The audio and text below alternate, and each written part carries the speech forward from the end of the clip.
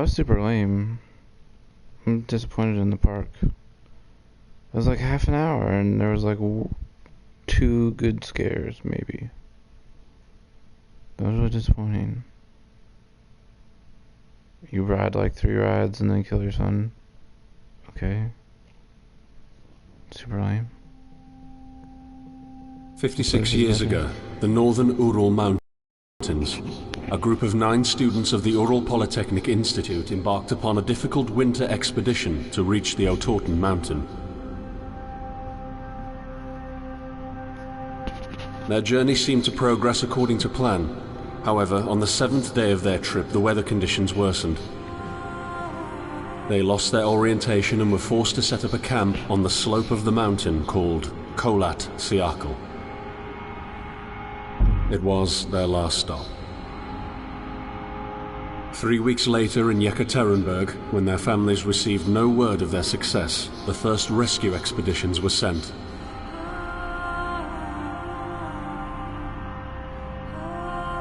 On February 25th, 1959, an abandoned encampment was found.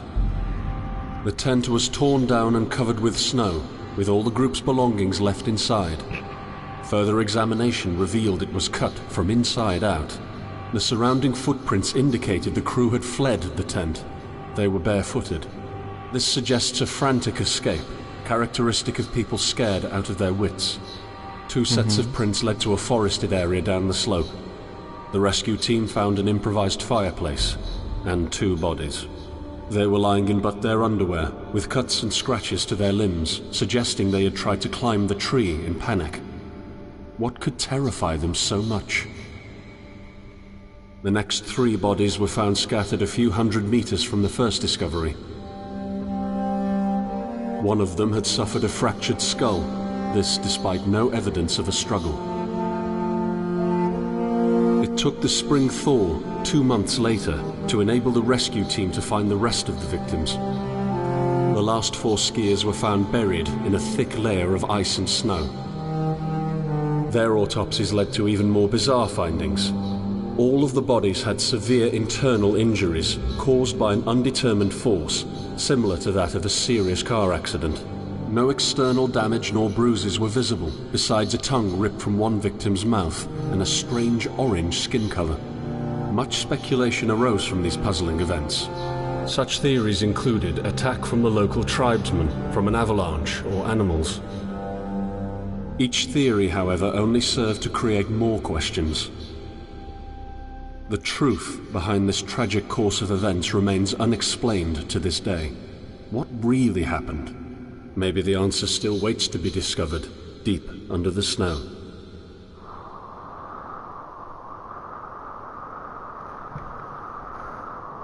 It already has a better story than the park. I don't know who I am or what I'm doing to him.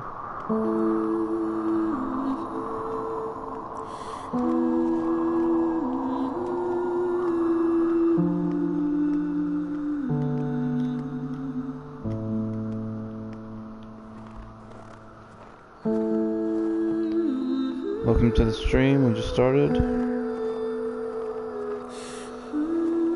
Gave a little backstory about 12 skiers that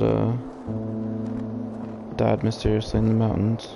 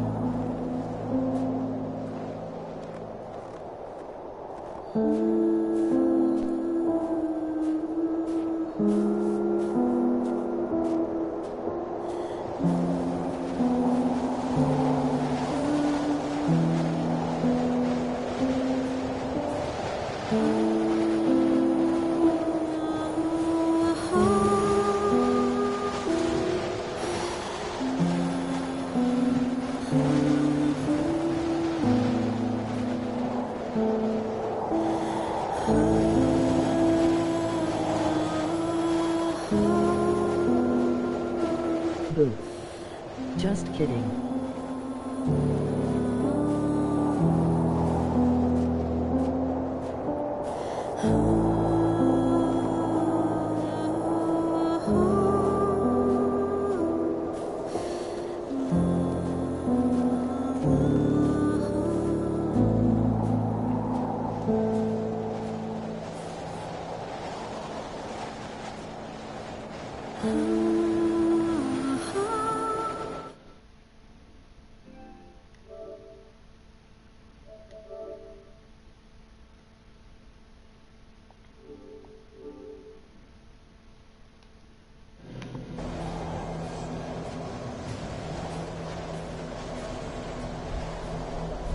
I'm not really sure what it wants me to do. Out yet?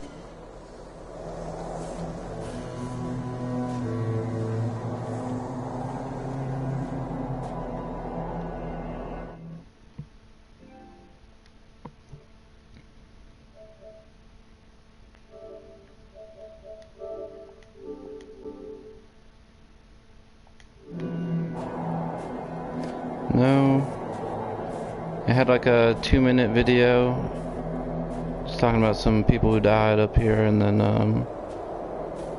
it just dropped me off here. It didn't give me, I don't even know who I am and what I'm supposed to do. Start walking, I guess.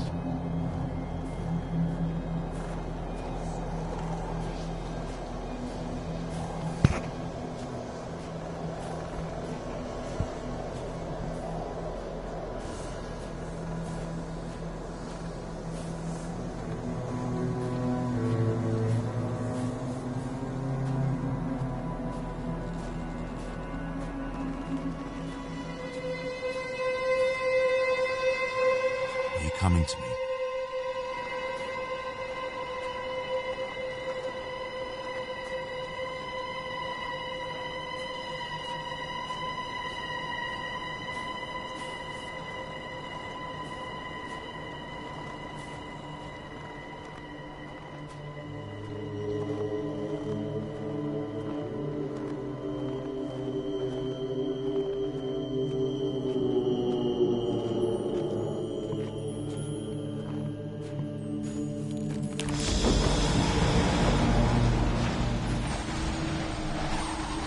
In the end, the only thing I saw was a flash, an insufferable burning light, the pain ripping apart my body.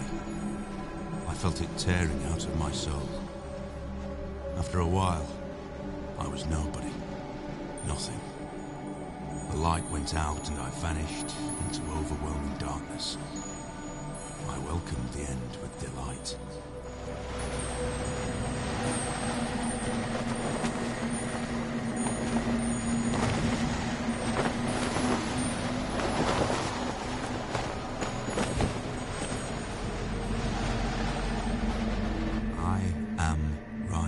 Behind you.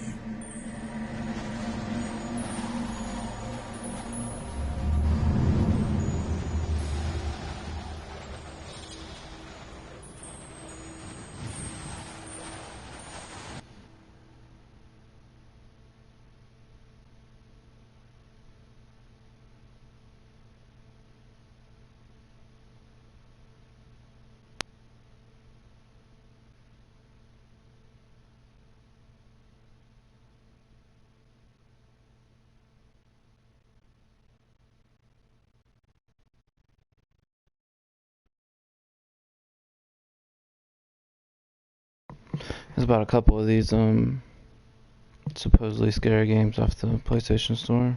I just got done playing the park.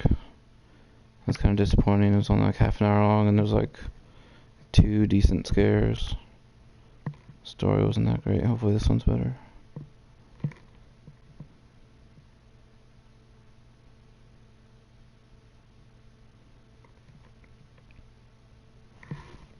And then after this, I'm gonna play Emily Wants to Play. Have you ever tried to hold on to your humanity when others convince you of being no more than a subject, an object, which they can bend to their will? When they told you that you were a monster that deserved punishment, when you could really not remember your sins, when they took away your loved ones, leaving you to rot in the dark. The problem is that in their darkness, you have never been alone.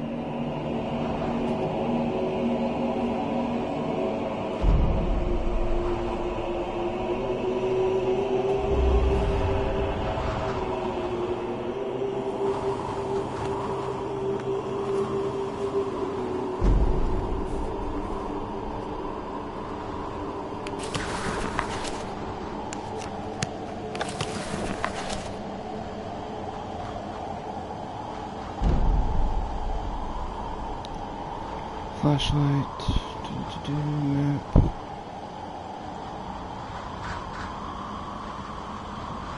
Okay.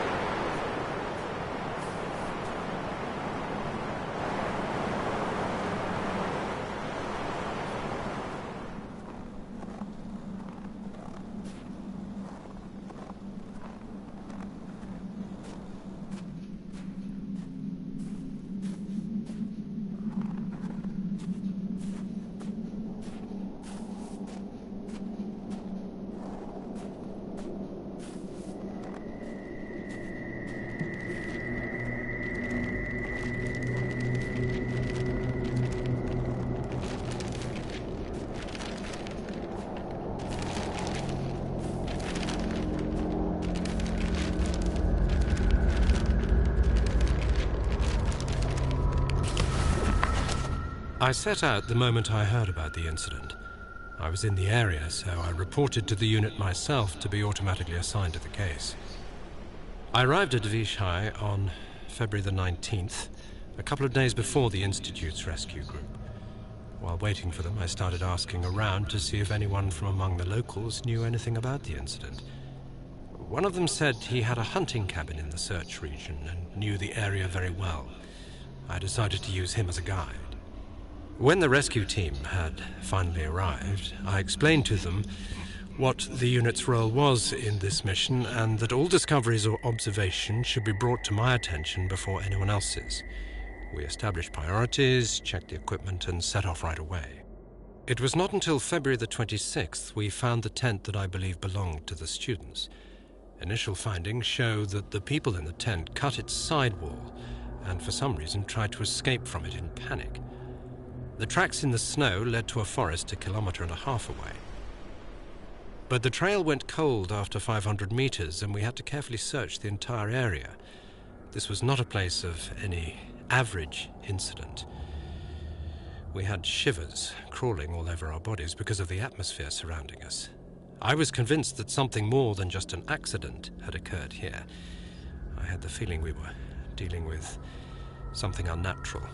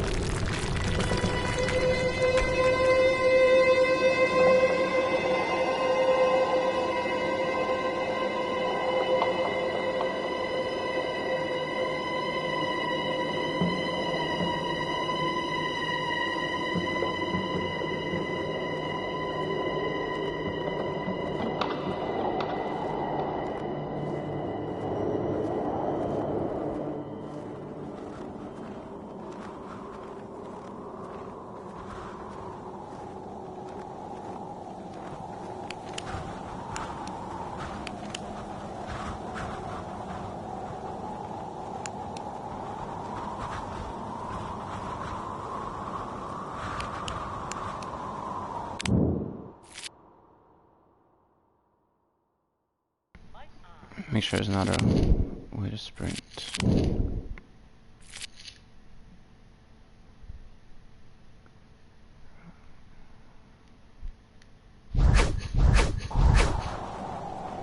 Oh, there we go.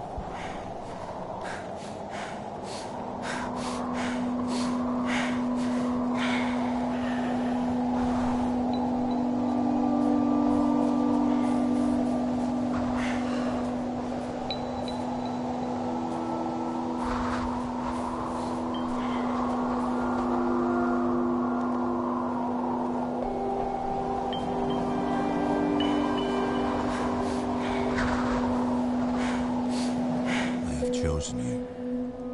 You are remarkable, just like me. But you are losing your mind, my friend. You're slipping slowly into the abyss, and there is no one to give you a hand. And at the bottom, I am the only one waiting for you.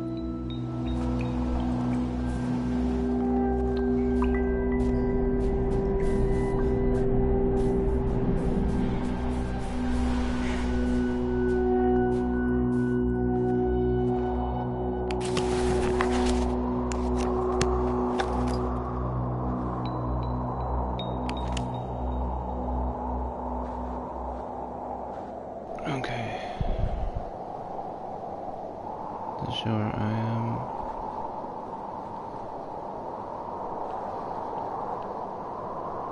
That's me.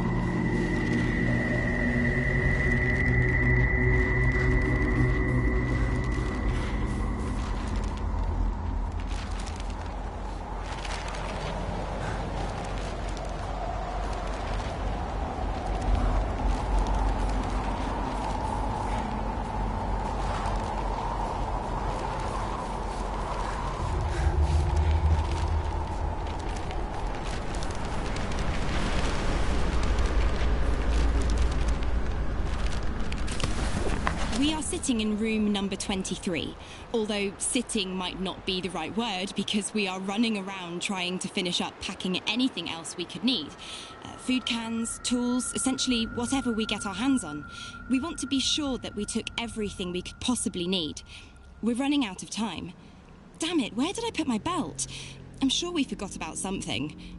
We're almost ready. We lost the knife. We're counting the money. We're leaving the room in a complete mess. So, we made it to the train station. We're singing all the songs we know and making up new ones as well. Everyone is so excited. Finally, at around 3 a.m, we go to bed. I wonder, what is awaiting us when we get there? What will we see? How far will we make it? I hear the rest of the group breathing peacefully, and it's snowing outside.